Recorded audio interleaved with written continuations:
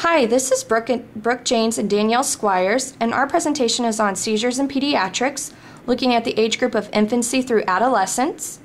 An important statistic to note is that seizures occur in approximately 10% of children. And now we're going to show a video of an infant going through a seizure.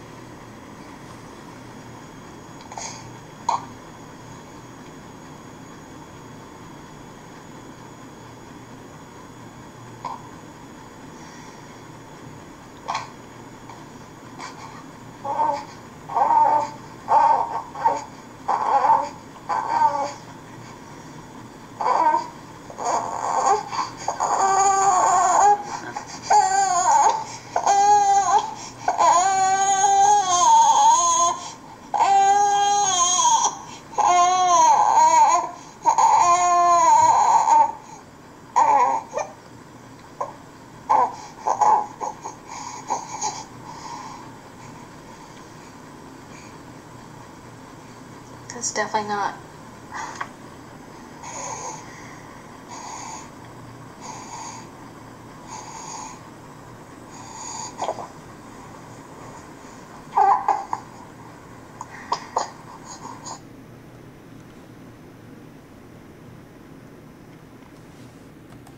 The definition of a seizure is an episode of uncontrolled electrical discharges within the central nervous system initiated by the activity of a cluster of overly excitable neurons. The pathophysiology, the disruption results from an imbalance between the excitatory and inhibitory mechanisms in the brain, causing the neurons to either fire when they are not supposed to or not fire when they should. This abnormal electrical discharge may cause disturbances in motor and sensory function, level of consciousness, and behavior. Some of the causes include low blood sugar, an infection, infections acquired after birth, head injury, accidental poisoning or drug overdose, a tumor, vitamin or electrolyte imbalances, or birth trauma.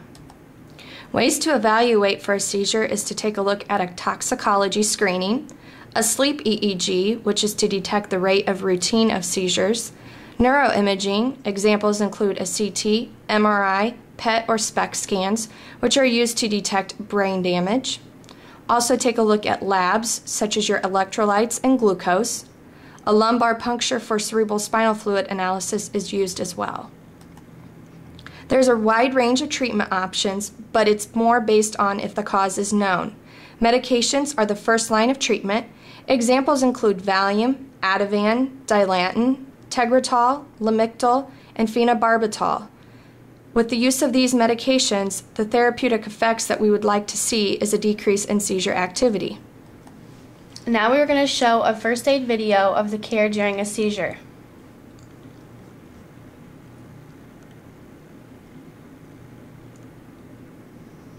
Hi, this is Amy, and we're talking about caring for somebody who's having a seizure. There's some general rules of thumb to follow in regards to protecting their safety when they're having a seizure. The first thing you want to do is you want to move any objects out of the area that they could possibly hit with their limbs if they are indeed having seizures that are causing their muscles to spasm. If you can, it's nice to cradle their head, depending upon how bad the spasms are as well, to protect their head from hitting on the ground. It's very common for people who are having seizures to have difficulty breathing because a lot of fluid sometimes is created while they're having seizures. So it's also good, if you can, to place them in the recovery position on their side. That way they're not aspirating on the additional fluids.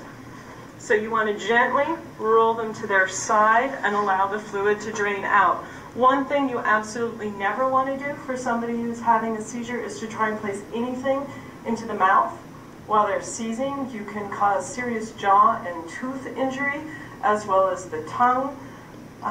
It is impossible to swallow your own tongue, so please keep things out of people's mouths while they're seizing.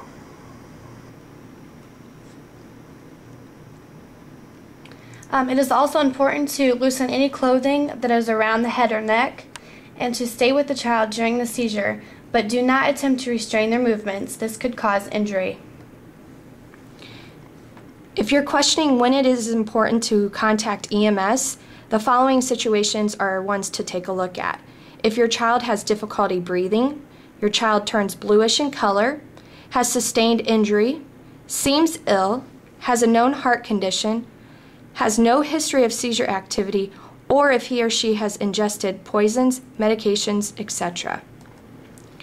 Because seizures are common, it is important to remain calm and seek medical attention if the situation calls for it.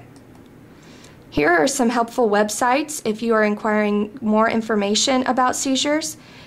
One site is www.kidshealth.org or www.epilepsyfoundation.org are also important websites to take a look at. And you can also contact your family care physician for further information. Thank you.